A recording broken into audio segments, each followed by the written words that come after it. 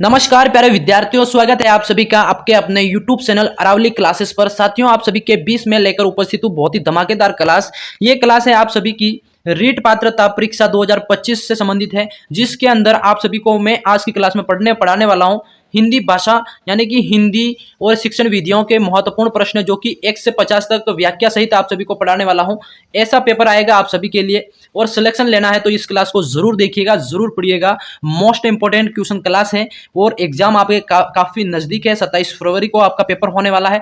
ऐसे में आप सभी को ये क्लास देखना बहुत ही मतलब जरूरी बन जाता है, इसलिए चैनल पे नहीं तो चैनल को सब्सक्राइब कर लेना। हिंदी और शिक्षण विधियों से रिलेटेड मोस्ट इंपोर्टेंट क्वेश्चन आज की क्लास में अपन करने वाले हैं। बिल्कुल मेरे प्यारे साथियों, पहला प्रश्न आप सभी के बीच पूछा गया मोस्ट इंपोर्टेंट प्रश्न को ध्यान से पढ़िएगा। प्रश्न को आंसर पहले प्रश्न पढ़िएगा फिर आंसर दीजिएगा। देखो प्रश्न है आपका कि जो शब्द है आपका त, ध्वनि का सही उच्चारण स्थान क्या है। जो त अपन बोल रहे हैं उसका ध्वनि का सही उच्चारण स्थान कौन सा हो जाएगा मेरे प्यारे साथियों।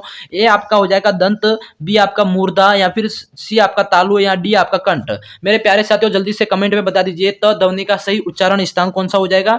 ये हो जाएगा आपका दंत वाला। कौन सा हो जाएगा? दंत, यानी कि ए ऑप्शन आप सभी का मोस्ट इंपोर्टेंट हो जाएगा मेरे प्यारे साथियों।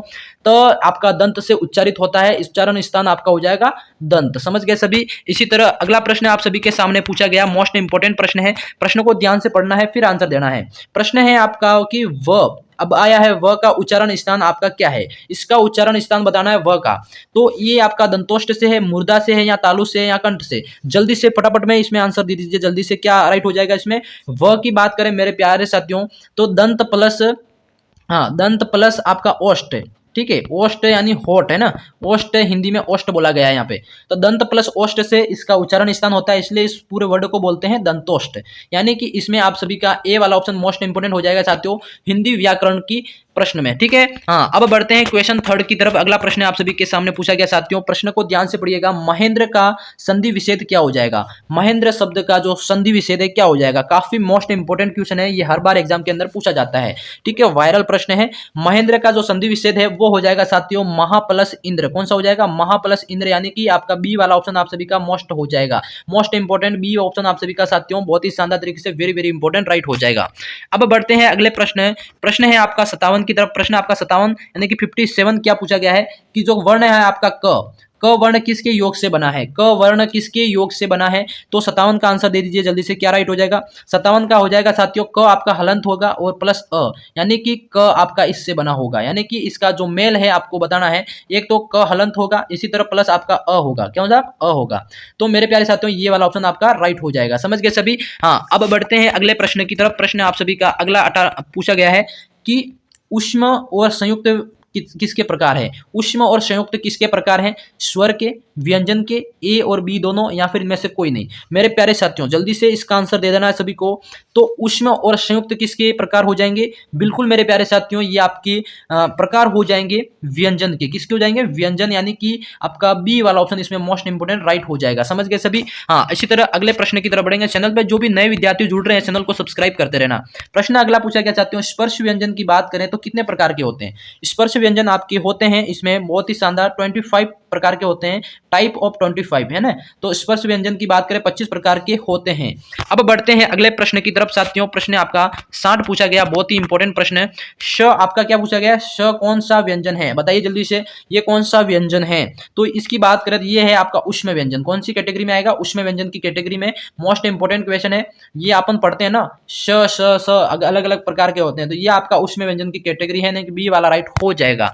मोस्ट इंपोर्टेंट क्वेश्चन है। रीट की क्लास आप सभी के लिए काफी ज्यादा महत्वपूर्ण है, क्लास को स्किप मत करिएगा, पूरी देखिएगा। अगला है आपका त्र वर्ण किसके योग से बना है। आप सभी को बताना है कि त्र वर्ण किसके योग से बना है। तो मेरे प्यारे साथियों इसका आंसर बता दीजिए जल्दी से, राइट क्या हो जाएगा इसका। त्र की बात करें तो इसमें एक तो त हलंत होगा प्लस र हलंत प्लस अ। तो मेरे प्यारे साथियों इसमें आपका जो बी वाला ऑप्शन है ना, बी वाला ऑप्शन ये मोस्ट इंपोर्टेंट है। बी वाला मोस्ट इंपोर्टेंट है, त र प्लस अ, यानी कि त्र आपका बना है, ठीक है। हाँ इसी तरह आपको ध्यान रखना है। अगले प्रश्न की बात करेंगे। अगला प्रश्न आप सभी के 20 पूछा गया है 69 का। बताइए इनमें से योजक चिन्ह कौन सा है। योजक चिन्ह की बात हो रही है। योजक चिन्ह कौन कौन से होते हैं भाई। योजक चिन्ह आपका कौन सा है। तो इसमें योजक चिन्ह है आपका ये वाला, ये हो जाएगा, ये आपका पूर्ण विराम और ये अल्प विराम। इस तरह से आपको ध्यान रखना है, ठीक है। हाँ तो ये सी वाला ऑप्शन आपका मोस्ट इंपोर्टेंट राइट हो जाएगा। अब बढ़ते हैं अगले प्रश्न की तरफ। प्रश्न आपका अगला पूछा गया साथियों मोस्ट इंपोर्टेंट 73। प्रश्न को पढ़िएगा। प्रश्न है आपका, इनमें से कौन सी जातिवाचक संज्ञा से भाववाचक संज्ञा बनाया गया है? तो इसमें जातिवाचक संज्ञा से भाववाचक बनाया गया है वो आपका है बुढ़ापा, मोस्ट इंपोर्टेंट। ठीक है, अब बढ़ते हैं अगले प्रश्न की तरफ। प्रश्न है आपका 74। देखो प्रश्न को ये पढ़िएगा, गिरीश शब्द में संधि विच्छेद बताना है। गिरीश में कौन सा संधि है? तो इसमें आपका राइट हो जाएगा मेरे प्यारे साथियों, मोस्ट इंपोर्टेंट है दीर्घ संधि। कौन सा हो जाएगा? दीर्घ संधि है जो कि गिरीश के अंदर है। ए ऑप्शन आप सभी का मोस्ट इंपोर्टेंट राइट हो जाएगा। अब बढ़ते हैं अगले प्रश्न की तरफ। प्रश्न आपका ये पूछा गया कि स्वार्थी होना इस अर्थ का मतलब अर्थ का मुहावरे का बताइए। देखो स्वार्थी होना इस अर्थ का मुहावरा बताना है, तो इसका मुहावरा हो जाएगा मेरे प्यारे साथियों, स्वार्थी होना यानी कि अपनी खिचड़ी अलग पकाना। कौन सा हो जाएगा? अपनी खिचड़ी अलग पकाना, ये आपका इसका स्वार्थी होने का अर्थ हो जाएगा। समझ गए सभी? अब बढ़ते हैं क्वेश्चन आपके 98 की तरफ। प्रश्न मोस्ट इंपोर्टेंट है, मक्खियां मारना मुहावरे का अर्थ बताइए। मक्खियां मारना मुहावरे का अर्थ क्या हो जाएगा साथियों? ये आपका हो जाएगा बेकार बैठे रहना, यानी कि इसमें सी ऑप्शन आपका राइट हो जाएगा, बेकार बैठे रहना मोस्ट इंपोर्टेंट, मक्खियां मारना। ठीक है, अब बढ़ते हैं अगले प्रश्न की तरफ। प्रश्न आपका अगला पूछा गया साथियों, तरुण का विपरीतार्थक शब्द बताना है। तरुण शब्द का जो विपरीतार्थक शब्द कौन सा हो जाएगा? तरुण का विपरीतार्थक शब्द हो जाएगा साथियों वृद्ध। तरुण यानी कोमल, यानी कि एकदम फ्रेश, वृद्ध यानी बूढ़ा, तो इसका विपरीतार्थक शब्द हो जाएगा। अब बढ़ते हैं अगले प्रश्न की बात करें। प्रश्न आपका अगला पूछा गया मोस्ट इंपोर्टेंट, कि इनमें से कौन सी विपरीतार्थक शब्द यानी कि पतझड़ का अर्थ बताना। पतझड़ का बात करें तो विपरीतार्थक की बात हो तो वसंत, यानी पतझड़ के अंदर आपका पत्ते जड़ते हैं। ठीक है, तो ये ए वाला आपका राइट हो जाएगा। अगले प्रश्न की बात करें, इसमें नासिकीय व्यंजन कौन सा है? नासिक यानी नाक से बोला जाने वाला व्यंजन कौन सा है? तो मेरे प्यारे साथियों नासिकीय व्यंजन की बात करें इसमें तो आपका हो जाएगा ये वाला, यह बोलते हैं इसको, जो कि आपके नाक से उच्चारित होता है। अब बढ़ते हैं अगले प्रश्न की तरफ। प्रश्न आपका अगला पूछा गया बहुत ही शानदार, ये है ए और ए, यानी कि एक नॉर्मल ए है, इसमें एक की मात्रा है, तो ये वर्ण क्या कहलाते हैं? ये वर्ण आपके कहलाते हैं प्यारे साथियों बहुत ही कंठ और तालव्य, यानी कि कंठ और तालव्य वर्ण कहलाते हैं। मोस्ट इंपोर्टेंट इसमें डी ऑप्शन राइट हो जाएगा। अब बढ़ते हैं अगले प्रश्न की बात करें। प्रश्न है आपका बहुत ही शानदार, हिंदी वर्णमाला में अयोग्य वाह वर्ण कौन से हैं? हिंदी वर्णमाला में अयोग्य वाह वर्ण कौन कौन से हैं तो वो बताने आपको। वो हो जाएंगे अम प्लस अह, यानी कि ये उच्चारित इसको इस तरह से करते हैं अम प्लस अह, यानी कि डी वाला इसमें आपका राइट हो जाएगा, जो कि अयोग्य वाह वर्ण है। कौन से? अयोग्य वाह वर्ण हो जाएंगे। मोस्ट इंपोर्टेंट क्वेश्चन है रीट पात्रता परीक्षा एग्जाम की दृष्टि से।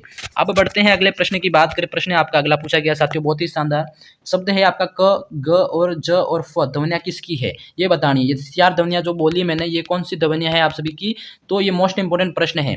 तो मेरे प्यारे साथियों ये ध्वनियां आपकी हो जाएगी अरबी फारसी की। कौन सी? अरबी फारसी की ये ध्वनियां है। मोस्ट इंपोर्टेंट क्वेश्चन है आपके रीट पात्रता परीक्षा की दृष्टि से। अब अगले प्रश्न की बात करें, इसमें अगला प्रश्न आप सभी का पूछा गया साथियों, लास्ट प्रश्न है, ज्ञ वर्ण किन वर्णों से संयोग से बना है? ज्ञ वर्ण है जो किन वर्णों के संयोग से बना है? तो ये आपकी बात करें, ये है आपका ज हलंत है प्लस य, यानी कि बी ऑप्शन इसमें मोस्ट इंपोर्टेंट राइट हो जाएगा। समझ गए सभी? हाँ, आज की क्लास में इतने ही प्रश्न है आप सभी के लिए। नेक्स्ट क्लास में मिलता हूँ, तब तक के लिए जय हिंद जय भारत दोस्तों।